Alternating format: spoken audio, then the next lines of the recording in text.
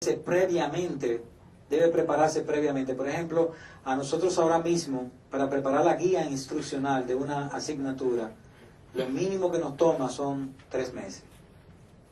Sí, es una labor muy ardua de preparación, de análisis de contenido, de definición de los objetivos de aprendizaje, de la derivación de esos objetivos, de las competencias que hay que desarrollar para alcanzar esos objetivos de aprendizaje, de identificar cuáles son las operaciones mentales que deben de desarrollarse, por ejemplo, para desarrollar una competencia determinada, o cuáles son las funciones cognitivas que son los prerequisitos de las actitudes o de las acciones que de manera innata nosotros como seres humanos estamos habilitados. Entonces, ¿cómo utilizar esos recursos?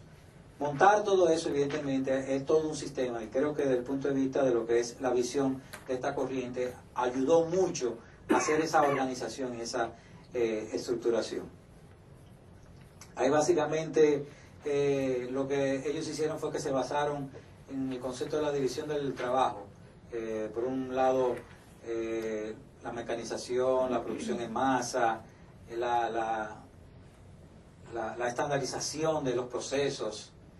Y fruto de ello, por ejemplo, hoy día existen normativas en términos de gestión de procesos como ISO 9000, creo que conocen ISO 9000, ISO 9001, que son prácticas o mejores prácticas que creo que nosotros también en la institución estamos abocados a un diplomado para hacer esa formación de esas competencias.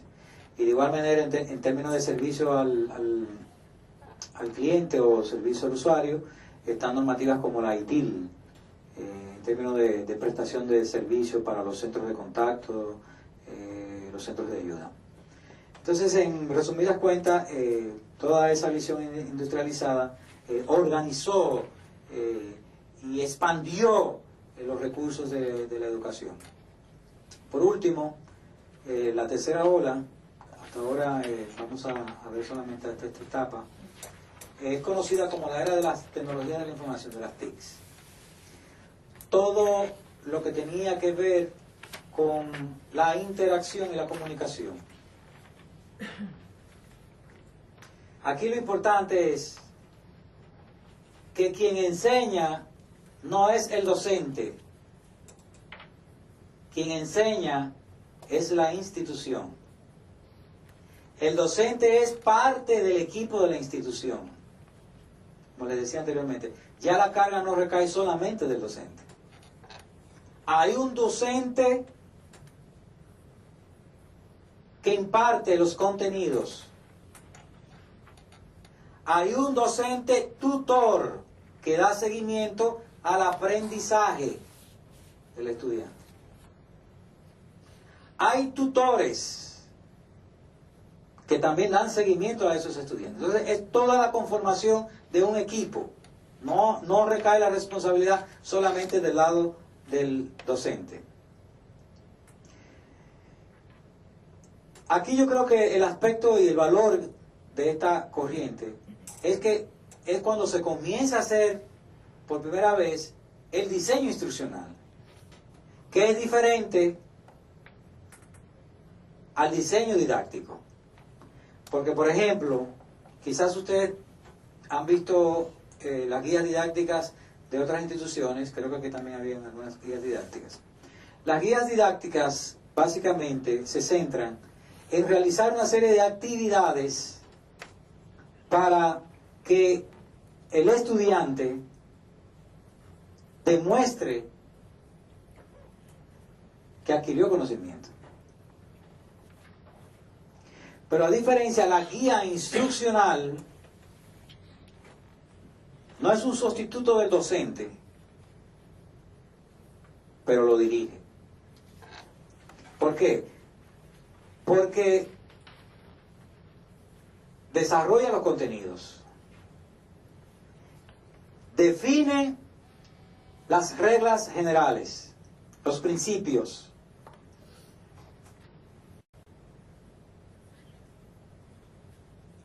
se dirige al logro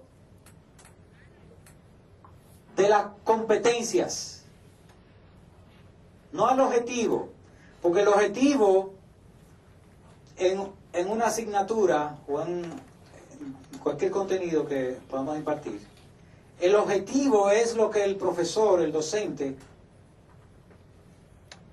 quiere lograr. Pero la competencia es lo que el estudiante tiene que lograr.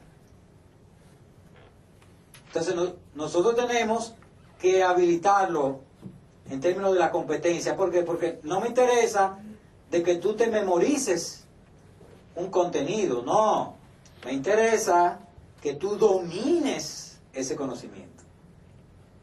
Que tú demuestres que cuando tú aprendiste, por ejemplo, a multiplicar, no solamente te sabes la tabla del 1 al 12, sino que tú puedes hacer cualquier operación. ¿Por qué? Porque tienes los principios, tienes las reglas. Entonces, ahora cambia el panorama.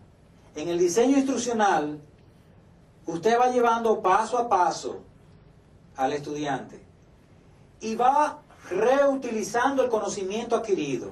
Es decir, no podemos, por ejemplo, abordar al estudiante en una guía con un eje temático con muchos contenidos al mismo tiempo o con muchas reglas al mismo tiempo. No, tenemos que ir paso por paso. Primero se le enseña una regla, luego se le enseña otra regla, y luego entonces él utiliza esos conocimientos anteriores para construir el nuevo conocimiento.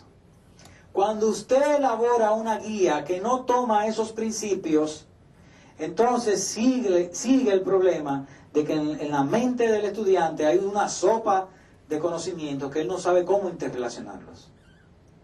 Entonces, para que él los pueda interrelacionar, usted necesita de manera intencional desarrollar esos contenidos en la guía paso a paso. Yo la mejor manera como he sabido explicar eso es cuando se arma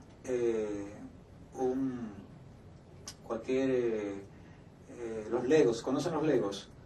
Cualquier figura con los Legos. Los Legos son piezas. Y usted necesita armar pieza por pieza. Asimismo se construye el conocimiento, es por piezas. Nosotros pensamos que es que uno pone un andamio completo y tira una pared completa. No, es cada bloquecito de conocimiento va primero, luego uno, y luego va el otro, y luego el otro. Entonces, en ese sentido, tenemos que entender que es la manera como el estudiante aprende. Cuando el estudiante ve mucho conocimiento, una de las disfunciones cognitivas que tienen la mayoría de los estudiantes es una visión borrosa del problema. Cuando usted tiene una visión borrosa del problema, como que usted no lo entiende claro, ¿usted cree que va a poder resolver el problema? No lo va a poder resolver. Entonces, si el estudiante no entiende bien el problema, mucho menos va a poder buscar una solución. Entonces, tenemos que estar intencionalmente preparados para abordar al estudiante a que lo primero que tiene que hacer es entender el problema. Y luego entonces, que entienda el problema, utilizar todos los prerequisitos en términos de conocimientos anteriores, evocarlos, tomar esos principios y resolver la actividad, resolver la tarea. Eso en esencia. Evidentemente, como les decía, aquí se utilizaron todos los recursos tecnológicos disponibles, como el WebQuest, el tema de la simulación, que creo que es un recurso muy valioso para de manera interactiva, hacer que un estudiante pueda hacer un ejercicio interesante. Hay un software que se llama Marketplace, no sé si lo conocen, que se utiliza, creo que hay varias universidades aquí que ya lo están usando. El software lo que hace es una simulación de negocio, totalmente. Usted dirige una empresa, usted tiene una inversión en valores, y usted tiene que saber administrar su empresa. Entonces el software hace toda una simulación de cómo se comporta el mercado, con los productos que usted oferta, con el valor de las acciones en el mercado, y a fin de cuentas hace todo un ejercicio que necesita previamente tener el conocimiento para saber cómo tomar decisiones en términos de inversiones, en términos de compra de materias primas, en términos de mercadeo, en términos de publicidad, etc. Entonces, eso es un recurso muy, muy interesante que está disponible y que nosotros necesitamos trabajar con recursos de esa naturaleza. Hay la posibilidad de que nosotros también desarrollemos nuestro propio